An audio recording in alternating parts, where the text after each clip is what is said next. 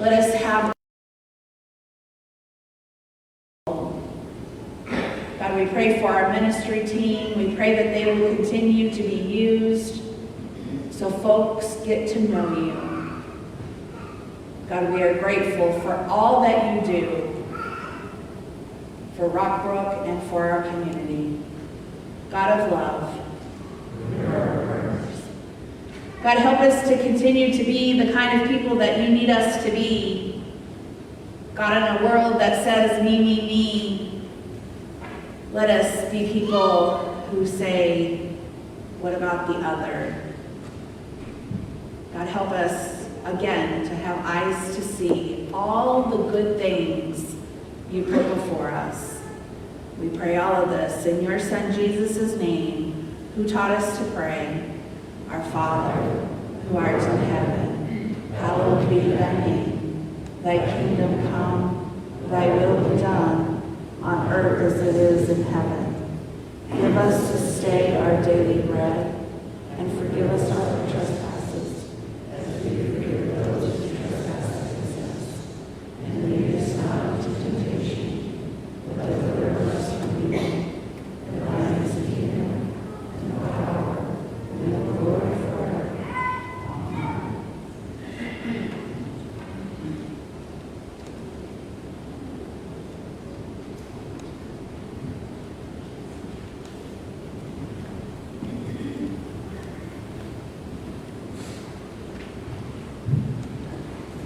Please rise and bow to your spirit.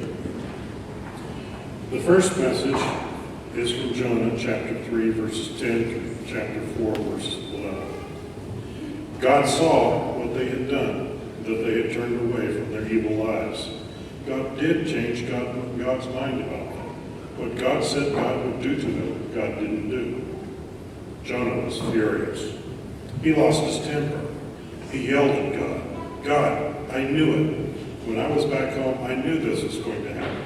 That's why I ran off to Tarshish. I knew you were sheer grace and mercy, not easily angered, rich in love, and ready at the drop of a hat to turn your plans of punishment into a program of forgiveness. So God, if you won't kill them, kill me. I'm better off dead. God said, what do you have to be angry about? But Jonah just left. He went out of the city to the east and sat down in a sulk.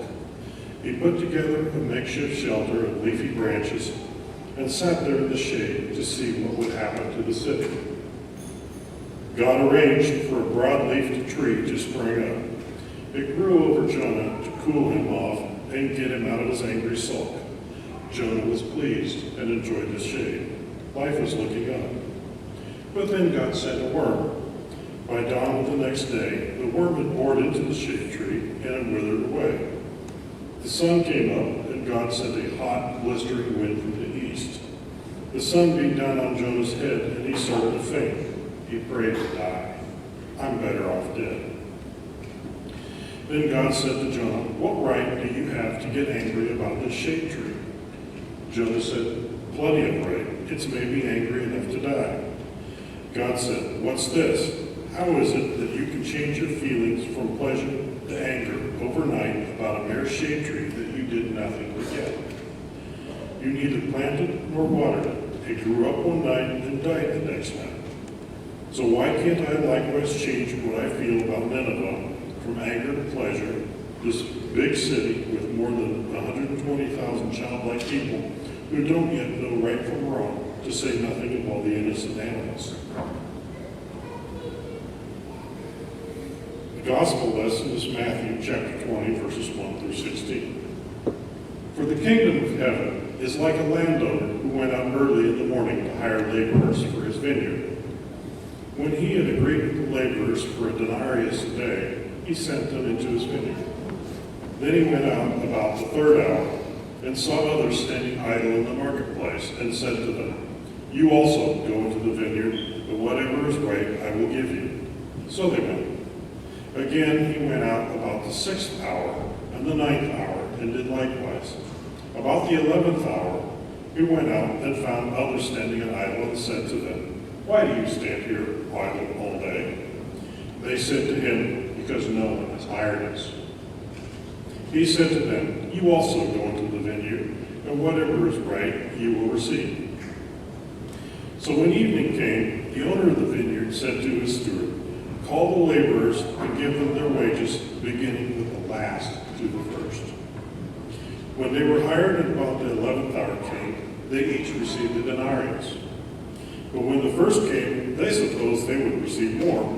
But each of them also received a denarius. When they received it, they grumbled against the landowner, saying, "This last worked only 1 hour, and you made them equal to us, who have borne the burden and the heat of the day." But he answered one of them, "Friend, I am doing you no wrong. Did you not agree with me for a denarius? Take what is yours and go your way. And I will give to this last one, even as I give to you. Is it not lawful for me to do what I wish with my own things? Or is your eye evil because I am good? So the last will be first, and the first last. For many are called, but few are chosen." For the word of God in and around us. You may be seated.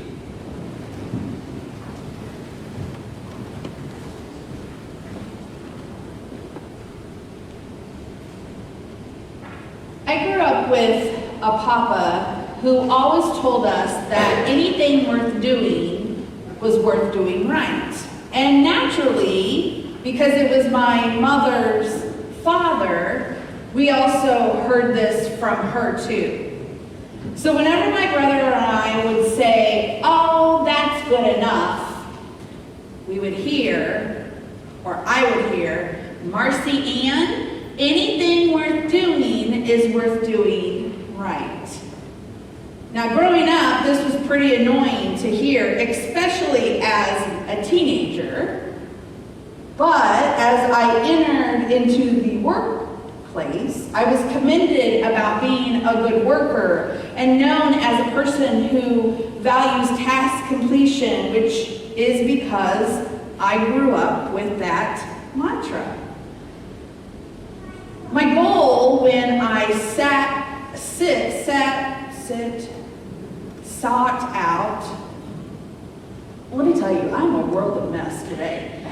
When I entered into the secular workforce, I had a goal that I was going to manage a big store in the city. That didn't happen. I ended up in a small store in a very small town. But my friend, who did half the work that I did, ended up in a big store in the city, and I was angry. It just wasn't fair. I was raised to believe that if you worked hard, you did everything 100%, then you would be richly rewarded. Well, it didn't quite work out that way for me because life happened. And then, if you listen to the scripture today, we have Jesus telling another parable, because Jesus really liked to tell stories. And in the scripture, Jesus tells us how heaven and heaven on earth is like a story about a landowner and 3 workers. So the landowner tells the workers that he will pay 1 denarius for the job. So the early morning workers agree to that pay for a full day's work. And the midday workers agree to that pay for 4 hours of work. And finally, the people that were given a job for a mere hour, they also agreed to the same amount of pay. Now, no one knew how much pay the other one was getting. They did their assigned work and all was well, everyone was happy, until the landowner started handing out the 1 denarius to each worker. Regardless of how many hours they had worked, they all got 1, and they were angry. Because the ones that worked the longest thought that they should get more money. And they're thinking to themselves, how can this be? This isn't fair. Because the first group had worked in their minds really, really hard. They thought that they should get more money because they worked more hours. And they start complaining, and the landowner tells them that they have agreed. You all made an agreement when you started working to 1 denarius. And then, to top it off, the landowner says, friends, I am doing you no wrong. Did you not agree with me for the usual daily wage? Take what belongs to you and go. I chose to give to the last the same as I give to you. It doesn't matter how hard or how long you've worked. The landowner paid everyone the same. Where was the justice? Where is the justice in this story? How is this story fair? Which, if you think about it, back in Matthew 19, verse 30, we've already heard that, but many at the front will find themselves at the back, and the back ones at the front. And then we jump forward to Matthew 20:16, and we hear the landowner say, so the last will be first, and the first will be last. And this is a disruption. It's a disruption in the hierarchy. See, scientists have found that we are hardwired to compare ourselves to others. When we are successful or when we fail, we place ourselves somewhere in this hierarchy.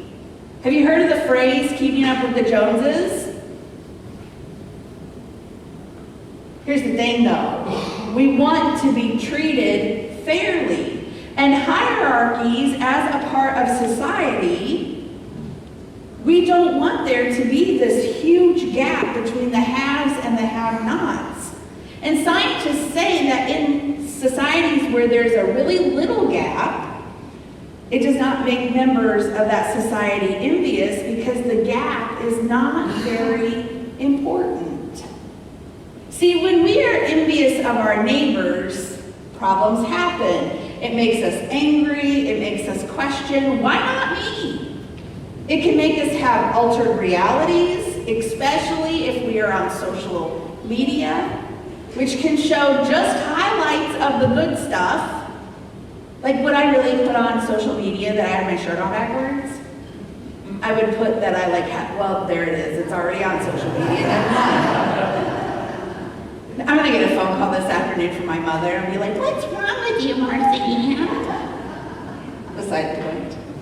But here's the thing. We only show the good stuff on social media, which leads us to asking, why doesn't my life look like this? Or why doesn't my family look like this? Or why don't my kids do this? And this leads folks to have all kinds of issues. It leads them to be depressed.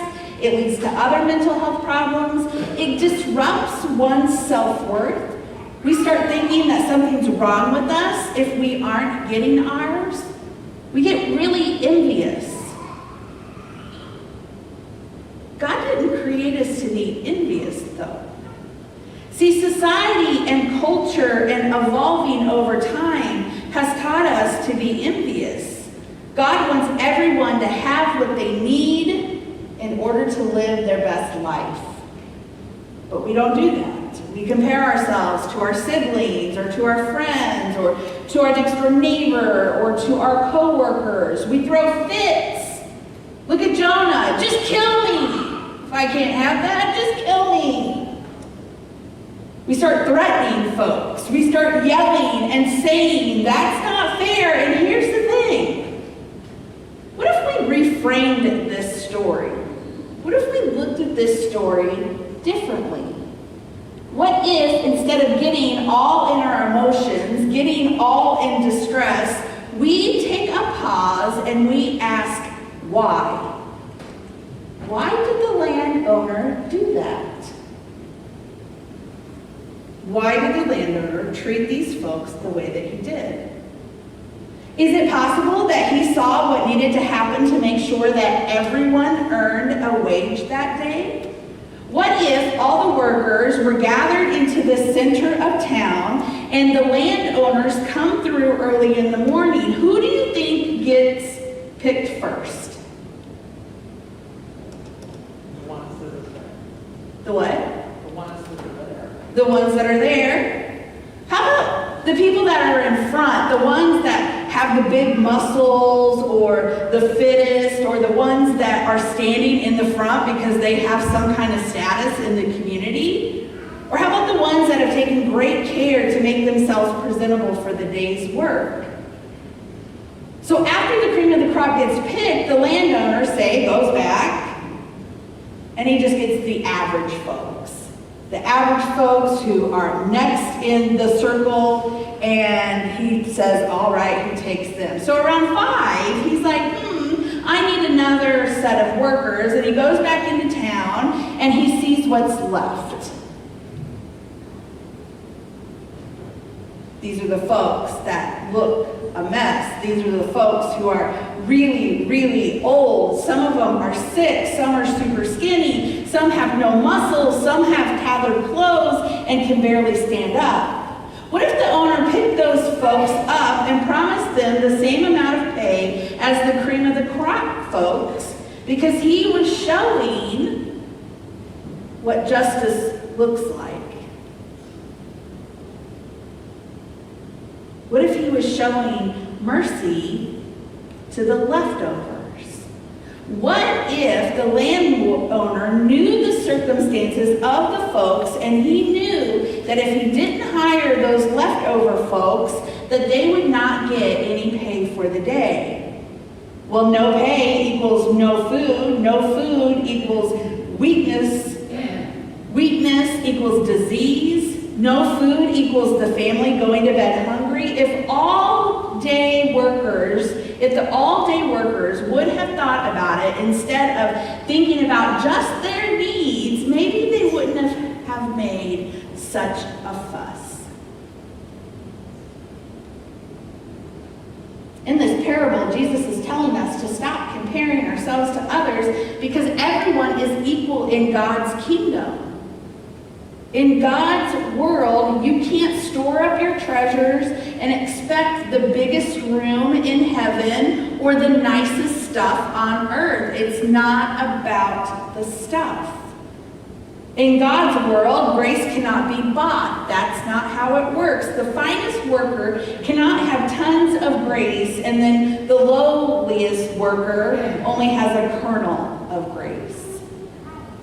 N.T. Wright tells us that the point of the story is that what people get from having served God and the kingdom of God is not actually a wage at all.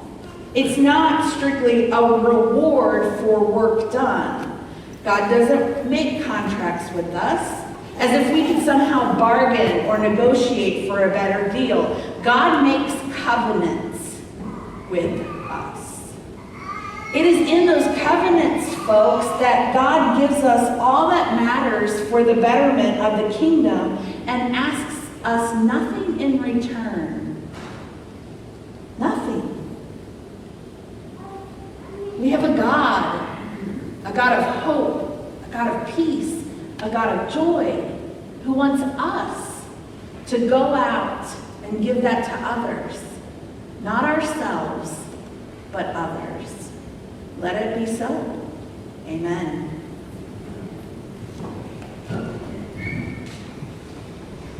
Will the ushers please come forward for our morning offering?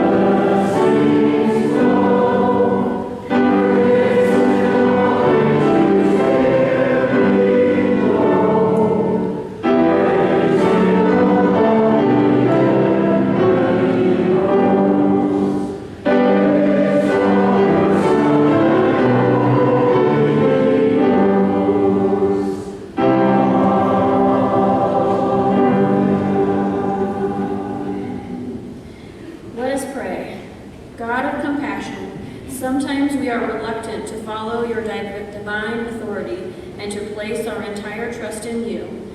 We feel more secure trusting in our own ability and our own strength. Thank you for this moment in our worship service that we are reminded that your unwavering, steadfast love engulfs us like a mother's hug. Bless these gifts and we who give them. Trusting in your heavenly grace we pray. Amen. Please join in the closing hymn in the red hymnals, Glorious Things of Thee Are Spoken, number 731.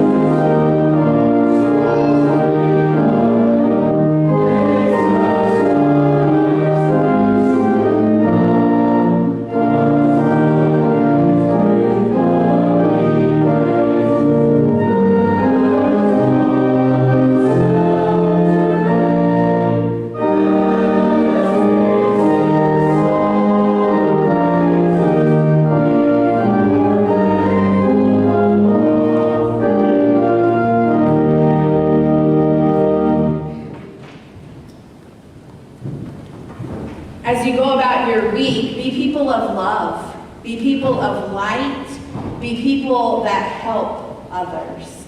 Remember, it's not about you, it's about someone else. Go in peace. Amen.